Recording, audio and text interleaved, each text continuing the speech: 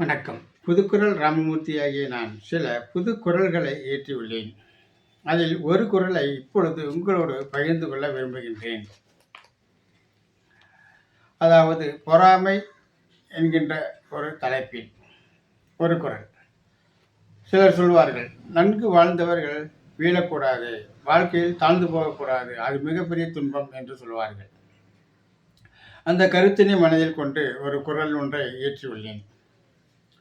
வாழ்ந்தவர் வீழ்ந்தார் என்று எண்ணாதே, மாயையால் வீழ்ந்தால் ஓர் நாள் வாழ்வர் என்பது அந்த குறள்.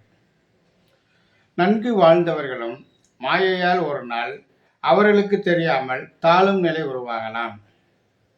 வாழ்வின் கீழ்நிலையில் உள்ளவர்கள் ஒரு நாள் முன்னேற்றம் அடைவர்.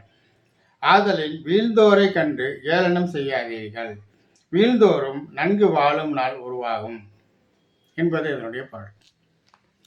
இது எதற்காக சொல்லப்பட்டிருக்கிறது என்று சொன்னால், நன்கு வாழ்ந்தவர்கள் ஒரு சில சூழ்நிலைகளின் காரணமாக அவர் வாழ்க்கையில் தாழ்ந்து போகின்ற பொழுது அவர்களின் மீது பொறாமை குணம் கொண்டவர்கள் ஏற்கனவே எழுதி கொண்டிருப்பார்கள். அவர்களை ஏளனமாக பேசுவார்கள். அவ்வாறு ஏளனமாக பேசக்கூடாது என்பதற்காக வலியுறுத்தி தான் இந்த குறளை நான் இயற்றியுள்ளேன். காரணம், அவர்களாக வீழ்வது இல்லை, அது ஒரு சூழ்நிலை.